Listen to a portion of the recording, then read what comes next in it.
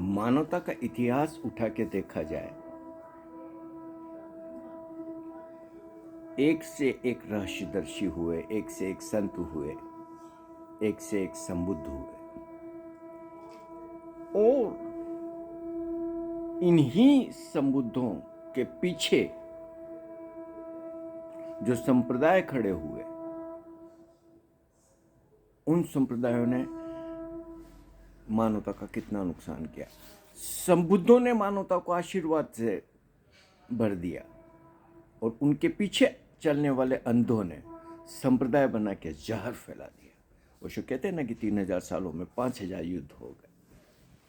तो किसी भी संबुद्ध की नीयत तो ये नहीं रही होगी, उनकी करुणा तो यही रही होगी यार कि मानव का भला हो। लेकिन जो शातिर दिमाग है, जो चतुर है, जो चालाक है, जो शोषक है, वो इन रहस्य दृश्यों के नाम का दुरुपयोग करके ठीक उनके संदेश के खिलाफ जहर फैलाने लगते हैं। असल में देखा जाए तो जो लोग संप्रदाय बनाते हैं, जिन संबुद्धों के नाम से संप्रदाय बनाते हैं, वो संप्रदाय बनाने वाले उस संबुद्ध के दुश्मन होते हैं। लगता ऐसा है कि जैसे संबुद्ध का वो काम कर रहे हैं, दिखावा तो करना पड़ता है, दिखावा तो करते हैं, लेकिन असल नियत और असल मकसद दिखता है जब उन नाम से खूना कच्चर हो जाता है, या विद्वेष आता है, या हिंसा आती है, नफरत आती है, दुश्मनी आती है। ओशो जीते जी, चूंकि हम लोगों ने सबने आंखों से देखा, अपने संदेश को लेके, अपनी बात को लेके बहुत स्पष्ट है। हर वो कोशिश वो करते रहे कि उनका काम उसी दिशा में और उसी तरीके से चले जैसा वो चाहते हैं, जिससे मानव का भला हो। और मानव का भला हो रहा था, आज भी हो रहा है। लेकिन ये जो शातिर मन है, ये जो दुकानदार है, ये जो शोषक है, ये चीजों को इधर उधर करता है। अब जब तक वो शरीर में थे तो ये सब चीजों को वो रोक लेते थे। अब नेपाल जब ओशो मनाली से गए थे तो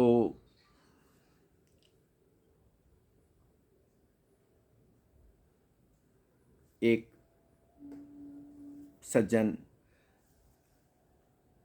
ने ओशो के सामने ये बोला कि ये विदेशी लोग आपकी जान ले लेंगे, इस तरीके की कोई आरोप लगाया। और ये काफ़ी लोगों के बीच में बात हुई। नीलम ने जो अपनी किताब लिखी है, उस किताब में इस घटना का जिक्र है। तो ओशो ने स्पष्ट कहा कि ये देश विदेश की बात करने वाले लोग मेरे काम के दुश्मन हैं। इस तरीके के लोग मेरे काम से दूर रहे। अब ये मैं कह रहा हूं, ओशो देह में थे, उनके सामने कोई चीज हुई तो उन्होंने उसी वक्त स्पष्ट कर दिया कि नहीं, क्योंकि ये चीजें दिख। अब तर्क से क्या है, ओशो से एक तो बड़ी हैरानी होती है कि ये बहुत सारे लोग जो आज तरह तरह की बातें करते हैं, ऐसा लगता है जैसे ये ओशो से ज्यादा समझदार है। और ये ओशो से समझदार है तो अपने घर रहे ना भाई। और ये ओशो के शरीर में रहते भी होता था। हिंदी के प्रवचनों में ओशो बोलते हैं कि लोग आ जाते जो मुझे सलाह देते कि ऐसा मत बोलो, नहीं ऐसा बोलो। तो अब ओशो का काम किस तरीके से चलाना है, ये ओशो को पता है ना। तो ओशो ने स्पष्ट रूप से कहा कि नहीं, ये देश विदेश के और इस तरीके की बातें करने वाले मेरे काम के दुश्मन हैं। और इसी तरीके की बातों और कारणों से ओशो के देश से जाने के बाद इन सज्जन को बैन किया गया। पूना से बैन होने वालों में इस सज्जन का नाम सबसे पहले था। तब व्यवस्थित रूप से इनर सर्कल चल रहा था और इनर सर्कल के बहुमत से निर्णय लिया गया था कि नहीं, ये व्यक्ति ओशो के काम के लिए घातक है। तो ये व्यक्ति शुरू से राजनेता है।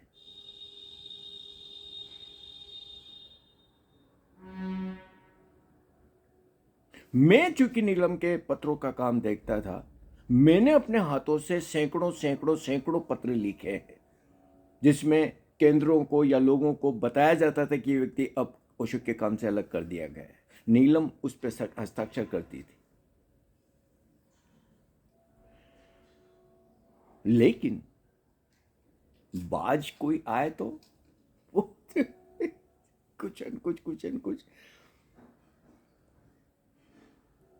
अब इन सज्जन को कभी कभी मैं सुनता हूं, नेपाल की वो तारीफ करते हैं और उस संदर्भ में भारत की या भारतीयों की वो आलोचना करते हैं कि जैसे भारतीय तो सब डरपोक हैं और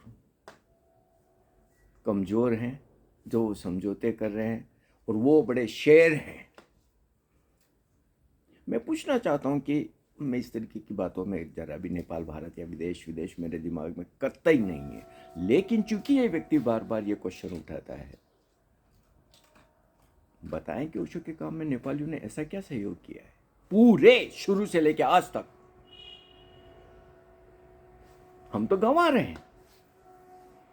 कितने नेपाली आए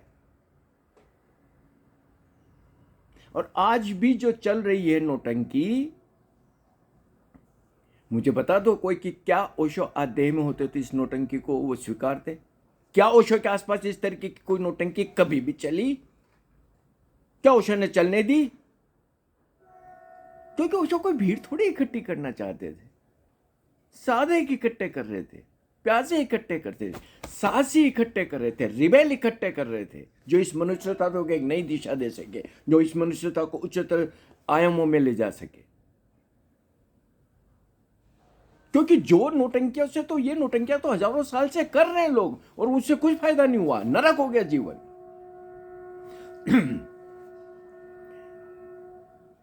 मानवता को आमूलचूल नए दिशा की जरूरत थी है। इसीलिए ओशो कहते रहे कि मैं पूरे अतीत के अगेंस्ट खड़ा हूं, आई रेज माई हैंड्स, होल अगली पास्ट।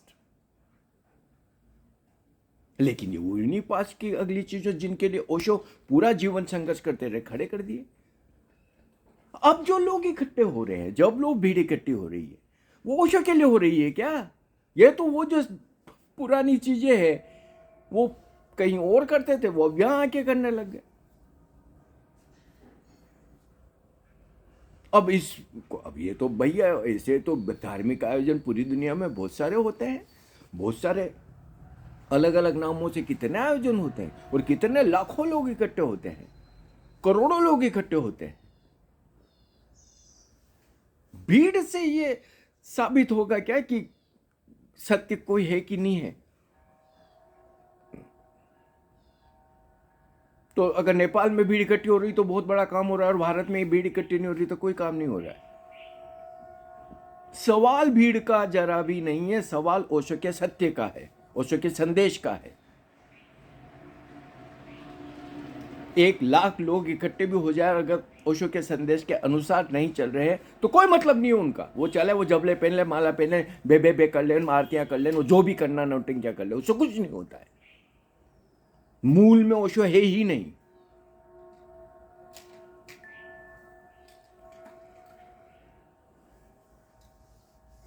लेकिन इस तरीके की चीजें चलती रहती है,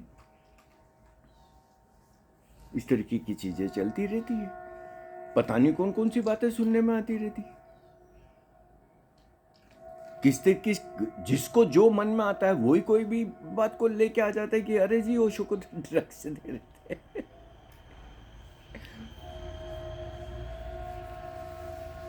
एक बार एक सज्जन ने मेरे को आके कहा कि ओशो के बॉडी को लेके कुछ बातें उन्होंने मेरे को बोली। तो मैंने जाके नीलम से पूछा कि वो व्यक्ति ऐसा आरोप लगा रहा है, ये ओशो के देश से जाने के बाद की बात है। तो नीलम ने मेरे को बोला कि ओशो को तुम क्या समझते हो, तो वो मूर्ख है कि कोई उनके साथ में कुछ भी कर लेगा और वो होने देंगे। आज भी मुझे याद है कि नीलम ने कहा था कि हम 9 लोगों के पास में बीपर रहते हैं ओशो के साथ में कुछ भी अगर हो तो वो किसी को भी किसी से भी समय बुला सकते हैं।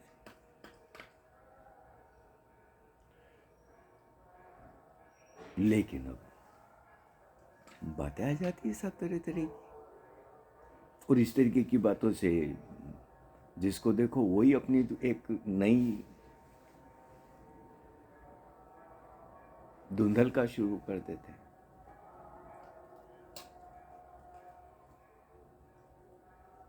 इस तरीके की बातों से, इस तरीके के कामों से हम ओशो का भी संप्रदाय खड़ा कर रहे हैं। और संप्रदाय होता है, अंततः संप्रदाय मानवता का नुकसान करता है। हमने पूरा इतिहास देख लिया संप्रदाय का।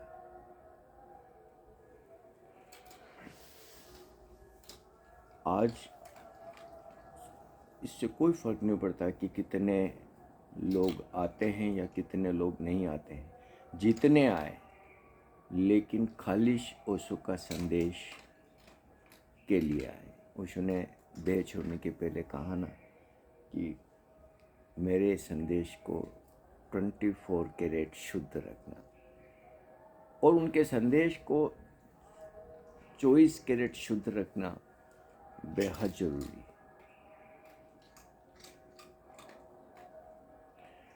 आज अब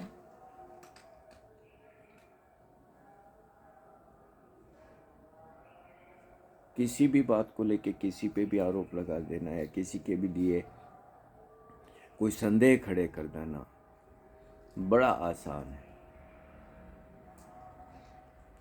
लेकिन ये भी हमें देखना होगा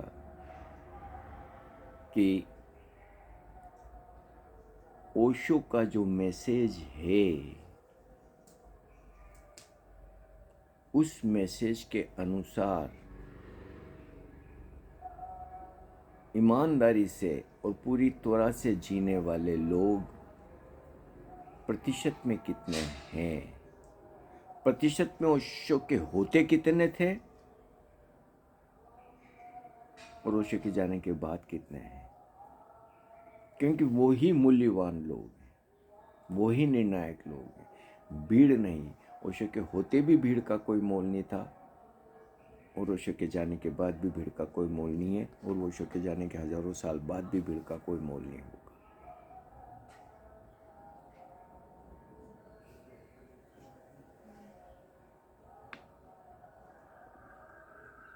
अब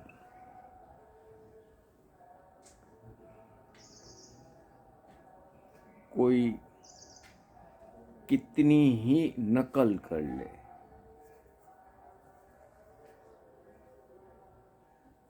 कितनी ही नकल कर ले, खुद रोप टोपे पहन ले या कुर्सियों पे बैठ के ऐसे इशारे करे, या जिस ओशो के आसपास जो एक्टिविटीज होती थी वो करवाने लग जाए, जैसे कि लोगों के धक्के दे रहे ना कर रहे हैं लोग, और ये सब नकलें हैं, ये सब नकलें हैं। सोचो कि अगर ओशो ने ये नहीं किया होता तो ये नकलची करते क्या ये सब? ये तो ओशो को देख के कर रहे हैं ना। मान लो कि ओशो कुछ और चीजें भी करना चाहते थे, नहीं की, इन नकलचों के दिमाग में कभी आएगा भी कि ओशो ये सब भी करना चाहते थे? तो ओशो की कई चीजों की नकलें करते हैं और फिर उसमें तड़का लगाते हैं पुरातन पंथी का, जो हजारों साल की सड़ांध चली आ रही, जिसके खिलाफ ओशो खड़े रहे पूरा जीवन, उसको ले आते हैं। नकल और उस सड़ांध के मेल जोल से भीड़ इकट्ठी करके ये कह रहे हैं कि इन्होंने कोई बहुत बड़ा काम कर दिया है, और वो ऐसा काम अपने भारत में भी फैलाना चाहते हैं और दुनिया में भी फैलाना चाहते हैं।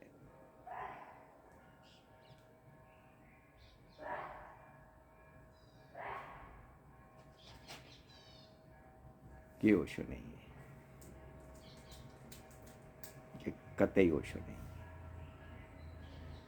इस तरीके से भीड़ के बढ़ने से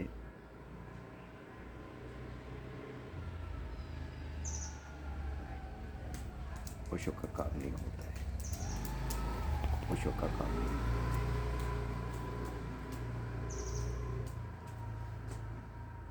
तो मैं इस तरीके की इस प्रवृत्ति का विरोध करता हूँ। ओशो भीड़ के लिए नहीं है, ओशो नकल के नहीं है, नकल के लिए नहीं है, ओशो अतीत की आई हुई सड़ांध के लिए नहीं है। वो जो लोग ये कर रहे हैं वो ओशो दुश्मन के, ओशो संदेश के दुश्मन है, हत्यारे हैं। वो कितनी ही माले पहन ले और कितने ही वो जबले पहन ले और कितने ही वो ओशो कर ले और कितने ही वो संख्याएं बता दे कि इतने लोग आ रहे हैं, इतने लोग जा रहे हैं, इतने वो केंद्र खोल देंगे, इतनी वो समाधियां बना देंगे और इतना सब कुछ ओशो के खिलाफ है, पूरी तरीके से ओशो के खिलाफ। ये ओशो नहीं है। ओशो ने शरीर में रहते हुए सामने कहा कि तुम जो कर रहे हो वो मेरे काम का नुकसान करता है, तुम दुश्मन हो मेरे काम के। ओशो के जाने के बाद भी इनर सर्कल ने वही बोला और आज मैं यही बोलता हूं। इसी तरीके से ये जो शातिर लोग होते हैं, ये किसी भी संबुद्ध के जाने के बाद जहरीला संप्रदाय खड़ा करते हैं, संबुद्ध के संदेश को जहरीला बना देते हैं।